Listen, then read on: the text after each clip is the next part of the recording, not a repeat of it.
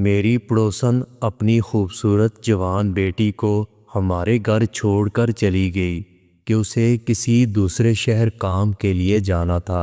وہ لڑکی بہت خوبصورت تھی۔ اس کو دیکھ کر میری نیت خراب ہونے لگی۔ ایک رات میری بیوی کی طبیعت خراب ہوئی اور وہ اسپتال میں داخل ہو گئی۔ موقع پا کر میں گھر واپس آیا اور اس لڑکی کو اپنے کمرے میں لے آیا۔ یہ دیکھ کر میرے پیروں کے نیچے سے زمین نکل گئی کہ اس لڑکی نے میرے ساتھ، میری پڑوسن ہمارے گھر کی پچھلی گلی میں رہتی تھی اور اس کا میری بیوی کے ساتھ بہت اچھا تعلق بنا ہوا تھا۔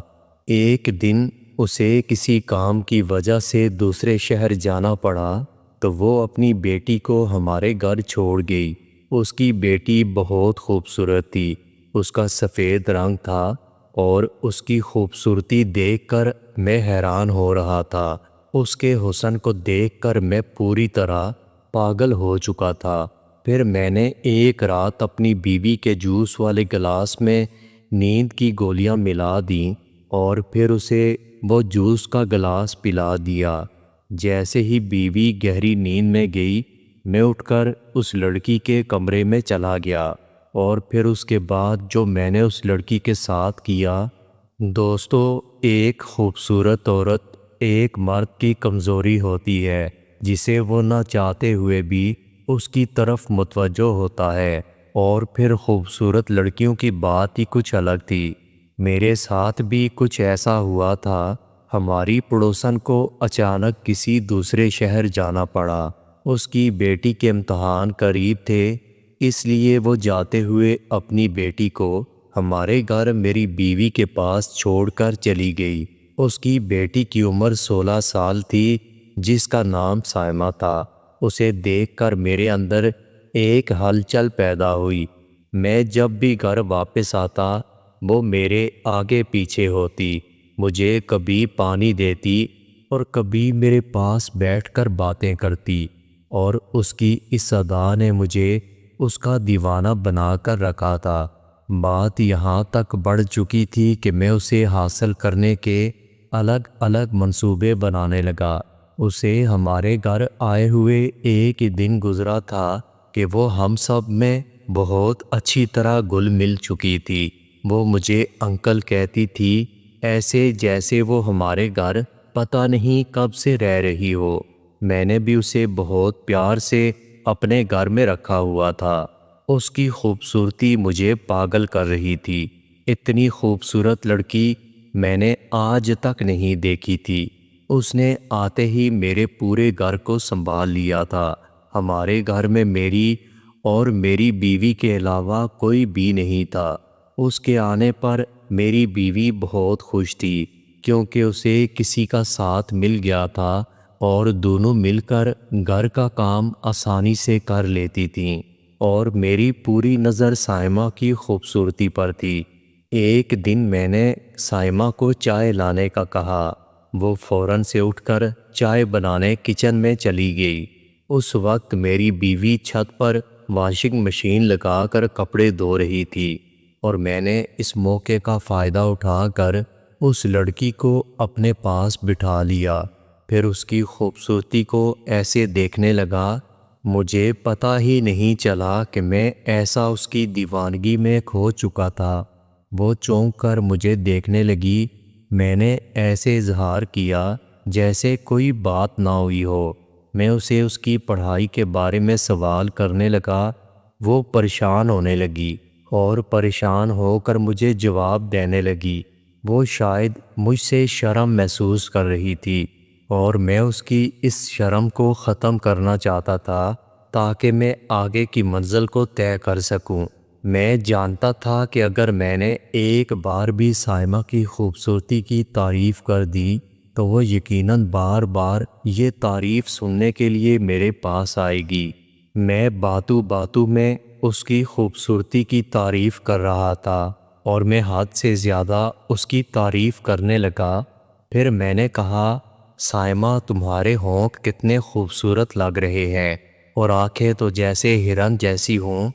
وہ اپنی تعریف سن کر شرما رہی تھی۔ اس کی شرماہٹ نے میرے اندر کے حوصلے کو مزید بڑھا دیا تھا۔ میں جان چکا تھا کہ اسے اپنی تعریف سن کر خوشی محسوس ہوتی ہے۔ میں نے آہستہ آہستہ اس کے چہرے کی تعریف کی۔ میں نے اس سے کہا آج شام کو میں اسے اپنے ساتھ آئس کریم کھلانے لے جاؤں گا۔ میری بات سن کر وہ بہت خوش ہوئی۔ میں نے اس کا ہاتھ پکڑ لیا۔ وہ آئس کریم کے نام پر ایسے خوش ہوئی کہ اس نے کوئی شرم محسوس نہیں کی۔ میں جانتا تھا کہ ہماری پڑوسن بہت غریب اور بیوہ عورت تھی، اور یہ لوگ زندگی کی چھوٹی چھوٹی چیزوں کے لیے بہت ترسے ہوتے ہیں، اور میں بس اسی بات کا فائدہ اٹھانا چاہ رہا تھا۔ تھوڑی دیر کے بعد وہ اٹھ کر چلی گئی اور میں ایک گہری سانس لے کر اپنا منصوبہ بنانے لگا۔ سائمہ میری بیوی سے کہیں زیادہ خوبصورت تھی، اور میں چپکے چپکے اسے دیکھ رہا تھا، اور وہ بھی کبھی میری طرف دیکھ کر مسکرا دیتی۔ میری بیوی کھانا پکانے میں مصروف تھی اور میں سائمہ کو دیکھنے میں۔ ایک دن اچانک بیوی کی طبیعت خراب ہو گئی اور میں اسے اسپتال لے گیا، لیکن وہاں جا کر مجھے پتہ چلا اسے کچھ ایسی بیماری تھی کہ اس کو فوری طور پر میں گھر نہیں لا سکتا تھا، اس لیے اس کو اسپتال میں ایڈمٹ کروانا پڑا۔ لیکن میں دل ہی دل میں خوش بھی تھا، کیونکہ مجھے کچھ اور وقت سائمہ کے ساتھ گزارنے کو مل رہا تھا۔ خیر، میں ساری رات اپنی بیوی کے ساتھ اسپتال میں موجود رہا۔ اگلی صبح جب میں ناشتہ کرنے کے لیے گھر پہنچا تو اس نے بڑی گرم جوشی کے ساتھ میرا استقبال کیا۔ وہ جلدی سے کچن میں جا کر ناشتہ بنانے میں مصروف ہوئی۔ وہ میرے سامنے دوپٹے کے بغیر گھوم رہی تھی۔ اس کے کپڑے جسم پر اس طرح چمٹے ہوئے تھے کہ سب واضح نظر آ رہا تھا۔ وہ بار بار میرے قریب آتی اور میں اپنے ہوش کھونے لگا۔ اچانک وہ مجھ سے ایک ادا سے پوچھنے لگی کہ کیا میں خالہ کی الماری کھول کر دیکھ سکتی ہوں؟ میں نے اسے کہا کہ ہاں، اس میں پوچھنے والی کون سی بات ہے، وہ تمہاری خالہ ہے، تم ان کی الماری کھول سکتی ہو۔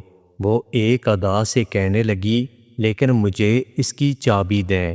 میں نے فوراً اپنی جیب سے چابی نکال کر اسے پکڑا دی۔ وہ الماری کھول کر اپنی خالہ کی ایک ایک چیز دیکھنے لگی، اور پھر اس نے اپنی خالہ کے سارے کپڑے نکال کر مجھے دکھائے۔ پوچھنے لگی آپ کو ان میں سے سب سے زیادہ کون سا کلر پسند ہے؟ میں نے نیلے رنگ کے سوٹ پر ہاتھ رکھا۔ میں نے کہا تمہاری خالہ پر یہ رنگ بہت اچھا لگتا ہے۔ میری بات سنتے ہی وہ سوٹ اٹھا کر کمرے سے نکل گئی۔ جب واپس آئی تو میں حیران ہوا، اس نے وہی نیلے رنگ کا سوٹ پہنا ہوا تھا۔ وہ میری بیوی سے کہیں زیادہ خوبصورت لگ رہی تھی۔ اچانک وہ میرے سامنے آ کر مسکراتے ہوئے پوچھنے لگی یہ سوٹ خالہ پر زیادہ اچھا لگتا ہے یا مجھ پر؟ میں سوچ بھی نہیں سکتا تھا کہ 16 سال کی عمر میں کوئی لڑکی اتنی خوبصورت ہو سکتی ہے۔ وہ خوبصورتی کی ہر حد پار کر رہی تھی۔ میں جیسے ہی اس کی طرف جانے لگا، اچانک میرا فون بجنے لگا۔ میں نے فون اٹھایا تو ڈاکٹر نے فوری اسپتال آنے کا کہہ دیا۔ میں اسپتال پہنچ چکا تھا۔ وہاں جا کر پتہ چلا میری بیوی کی طبیعت پہلے سے زیادہ خراب ہے۔ یہ سنتے ہی میری حالت بھی خراب ہونے لگی۔ شام تک اس کی حالت پہلے سے بہتر ہوئی تو ڈاکٹر نے اسے چھٹی دے دی۔ میں اپنی بیوی کو لے کر گھر واپس آیا۔ میری بیوی کو دیکھ کر سائمہ کا چہرہ اتر چکا تھا۔ اس نے عجیب نظر سے میری بیوی کو دیکھا اور پھر اپنے کمرے میں چلی گئی۔ میں نے اپنی بیوی کو کمرے میں لا کر لٹا دیا۔ میں تھوڑا پریشان تھا۔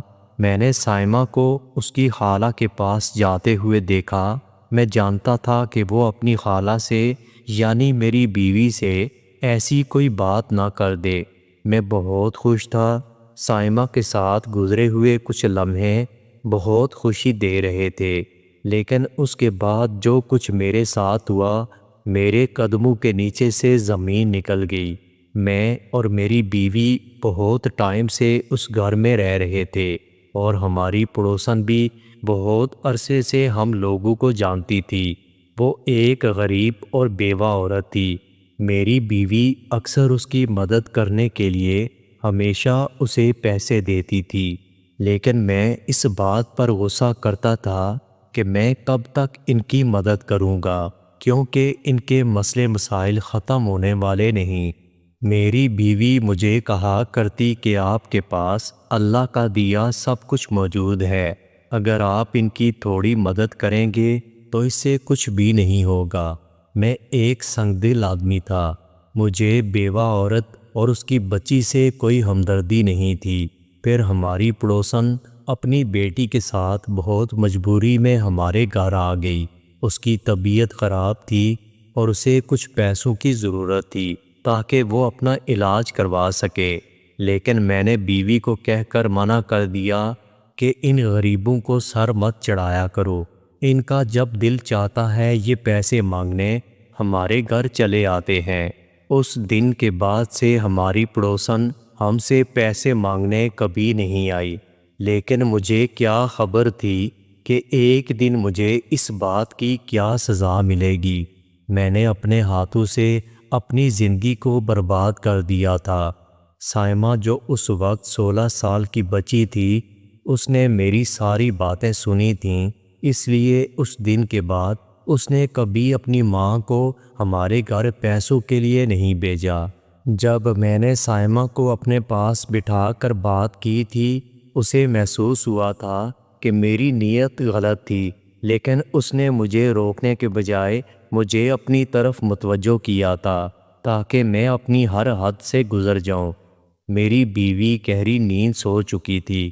میں سائمہ کے کمرے میں چلا گیا۔ مجھے دیکھ کر اس کے چہرے پر مسکراہٹ آنے لگی۔ جیسے میں اس کے قریب گیا، وہ 2 قدم پیچھے ہٹ گئی۔ میں اپنی ہر حد سے گزرنے لگا۔ وہ مجھ سے آزاد ہونے کی کوشش کر رہی تھی، لیکن میں نے اس کو حاصل کر لیا تھا۔ جب میں اس کے کمرے سے نکلنے لگا تو سائمہ نے سائیڈ ٹیبل پر کھڑا موبائل فون اٹھا کر میری طرف بڑھا دیا۔ یہ دیکھ کر میرے رونگٹے کھڑے ہوئے۔ اس موبائل میں میری پوری ویڈیو بن چکی تھی، جس میں ایسا لگ رہا تھا جیسے میں نے اس کے ساتھ کوئی زبردستی کی تھی۔ وہ مجھے کہنے لگی یہ ویڈیو اس موبائل تک نہیں بلکہ اس کی ماں کے موبائل میں پہنچ چکی ہے، اور اگر اب میں اپنی بیوی کے سامنے اپنا برم قائم رکھنا چاہتا ہوں تو خود ان کی مدد کروں گا۔ وہ مجھے نفرت سے کہہ رہی تھی، ایک یتیم بچی کی مدد کرنے میں تمہاری جان نکل رہی تھی اور اس یتیم بچی کو تم حاصل کرنا چاہتے تھے۔ سائمہ کی باتیں سن کر میں بالکل پریشان ہو چکا تھا۔ ایک منصوبے کے تحت وہ اس گھر میں آئی تھی، میں تو یہ سوچ کر پاگل ہو رہا تھا۔ سائمہ کہہ رہی تھی کہ کوئی بھی عورت خوشی سے اپنے جسم کا سودا نہیں کرتی، بلکہ اس عورت کے حالات اسے یہ سب کرنے پر مجبور کرتے ہیں۔ سائمہ کہنے لگی، جب اس کے گھر فاقے ہو رہے تھے اور ہم ایک وقت کی روٹی کو ترس رہے تھے، تب میں نے اس کی مدد کرنے سے صاف انکار کر دیا تھا، جبکہ میرے پاس پیسوں کی کوئی کمی نہیں تھی۔ وہ کہنے لگی، جب آپ کو میرا جسم چاہیے تھا تو مجھ پر پانی کی طرح اتنا پیسہ لٹانے کو راضی ہوگے۔ اب تم نے کیا کرنا ہے وہ سن لو۔ اب تم نے ہر مہینے میرے گھر کا خرچہ پوری طرح اٹھانا ہے۔ اگر تم ایسا نہیں کرو گے تو میں تمہاری یہ ویڈیو تمہاری بیوی کو دکھا دوں گی۔ میں نے سائمہ سے وعدہ کر لیا کہ میں ہر مہینے اس کی پوری مدد کروں گا۔ میں لڑکھڑاتے قدموں کے ساتھ اپنے کمرے میں چلا آیا۔ اگلی صبح سائمہ کی ماں آ چکی تھی اور وہ اسے اپنے ساتھ اپنے گھر لے گئی۔